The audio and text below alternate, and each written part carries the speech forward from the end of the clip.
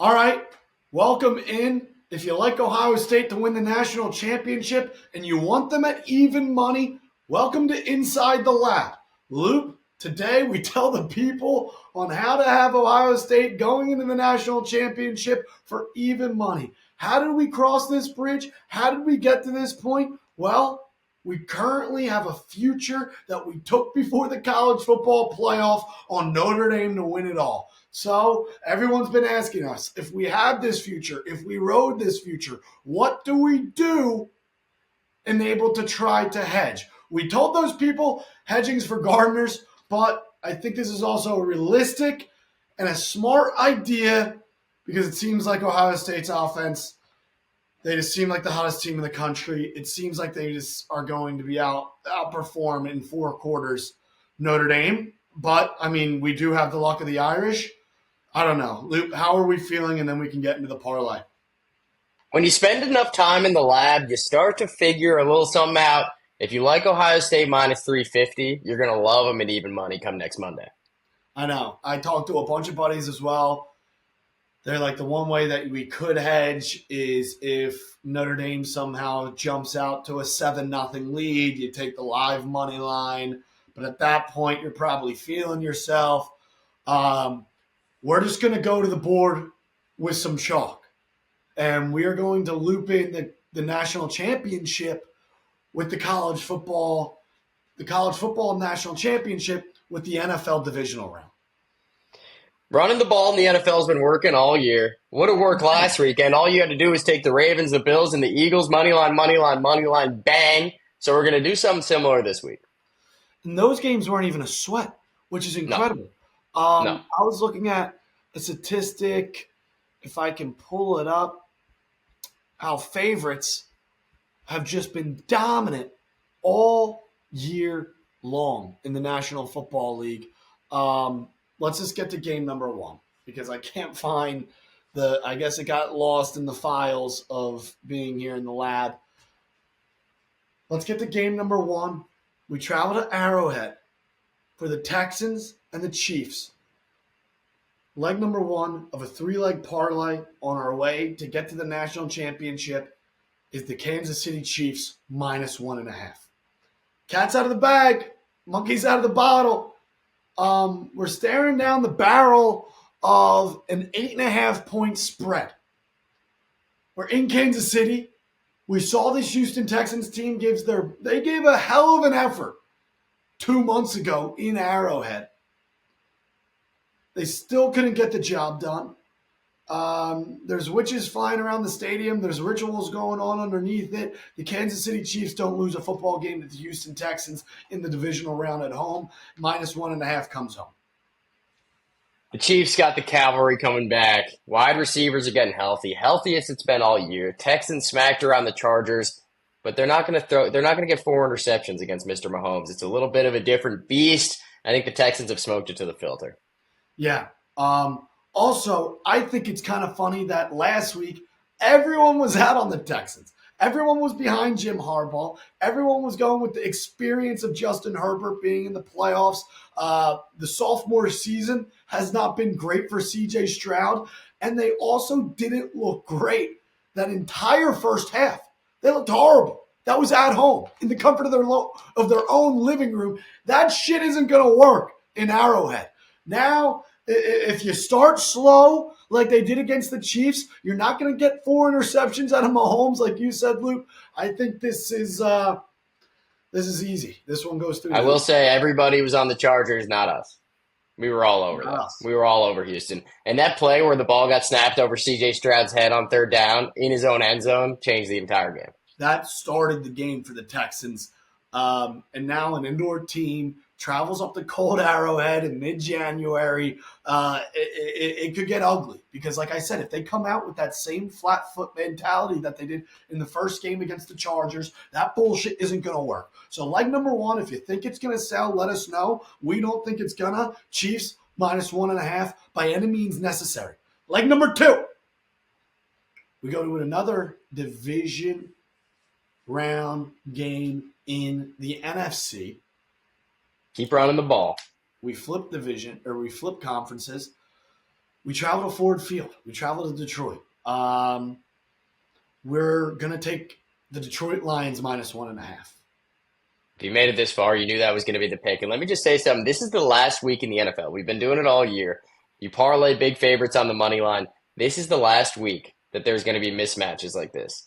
Yeah, All the good middle tier teams are going to be home. It's going to be the Chiefs, the Ravens, and the Bills. It's going to be the Lions and the Eagles. You're not going to have another opportunity all year to do something like this. Take advantage of the great teams playing the good teams. 100%. 100%. And I mean, we have to take advantage of it because all roads lead to it. All signs lead to it. It's been the year of the chalk. We thought we left chalk in the year 2024. Turns out we didn't.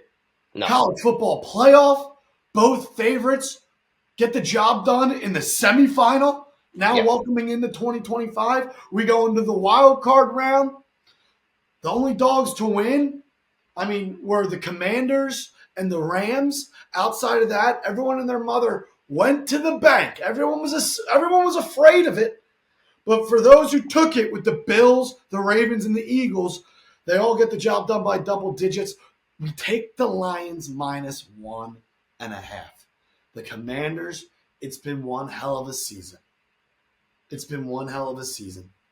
Run the ball, dude. Pound the strike zone. Get to the free throw line. Stick with what works. Baker Mayfield does not fumble that ball. The Tampa Bay Buccaneers are probably playing in Philly, and the Rams are going to Ford Field. 2 bad snaps, too. They botched 2 snaps. 2 of them.